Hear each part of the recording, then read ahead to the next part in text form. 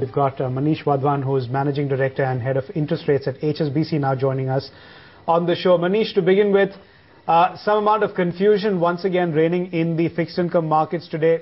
After Subir Gokaran said that there was a case to cut rates, today you've got the other Deputy Governor, K.C. Chakrabarti, saying that rate cuts will come only if inflation declines. Are the markets, somewhere getting confused about the signals coming out from the RBI?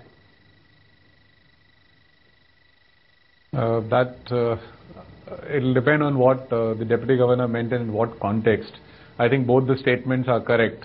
Dr. Chakrabarti made a statement today which was generally acceptable, that if inflation comes down, rates will go down. And Mr. Gokaran made a statement that there are possibilities, there are circumstances which suggest some kind of a rate cut scenario. Anyways, I think the markets have started factoring in rate cut expectations. Now the question would be whether it's a 25 basis points or a larger cut. The market prices have rallied in the last 1 week after the GDP data. Coincidentally, yesterday China cut its rate after 4 years, and that has provided another fillip or expectation that India would also cut rates in future.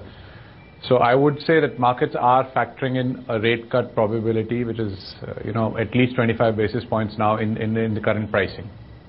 Right. So Manish, again, would you say that the May inflation number out next Thursday is going to be the key data point to watch, which in some sense should confirm our expectations of a rate cut, or maybe even the quantum of the rate cut that comes the Monday after next? No doubt, it's a very important data point to be seen, because just after the GDP numbers, though markets have started factoring in rate cuts, but the policymakers are giving different kind of suggestions, oblique noises, that if you hear Dr. Rangarajan, he says that inflation is still high, it may be difficult to cut rates now. You are hearing noises from the Reserve Bank that there are circumstances which provide some room for a rate cut. And on the other side, if inflation remains high, I think this number is pretty important in conjunction with the GDP growth numbers.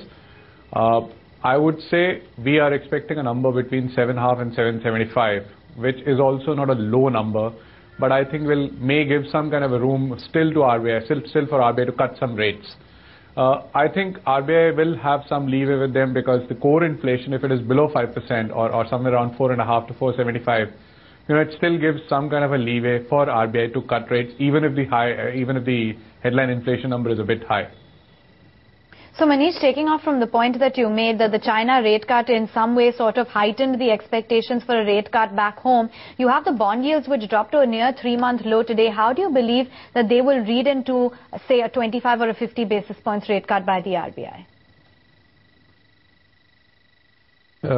I'm from the market side, and I always believe that markets tend to discount the future predictions.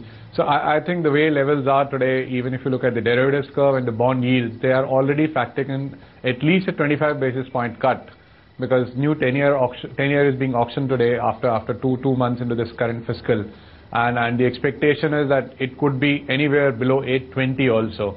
The difference between the on the run and off the run.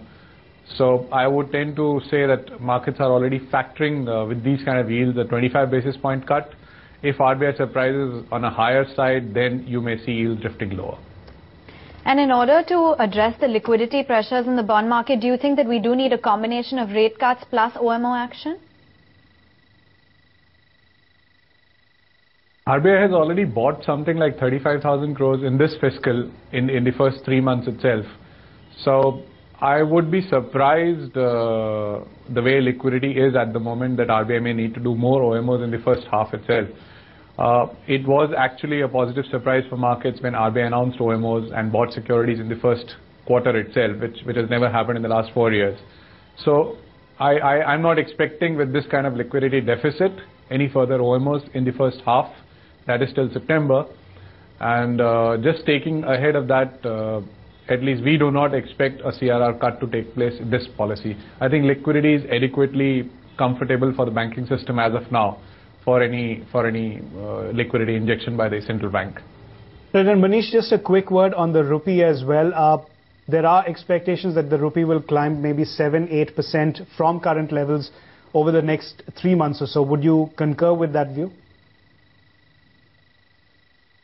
it's very difficult to predict this kind of a thing. The only thing which I can at least say on the show is that I hope the way things are progressing now after such a large depreciation of rupee, we see some kind of a stability in rupee for the next 3 to 6 months, which can really be a beneficial thing for markets, because at the moment markets are looking for stability rather than a move which was 25% depreciating and then you look at 10% depreciation.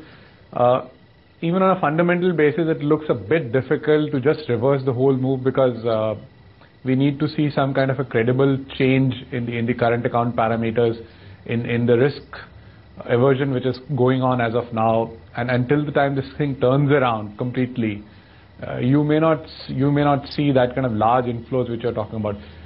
A rupee moving 1 rupee higher or 1 rupee lower is in the realms of possibility. I mean, that can't be ruled out at any point of time, but expecting a very large move is difficult. We expect and we hope that rupee stabilizes in a range which can be termed as 54, 56 or whatever you want to say, so that the capital flows start coming in and it provides some kind of a comfort to the FIs also, or the other investors. That is the need of the hour, rather than rupee just going up and down so much.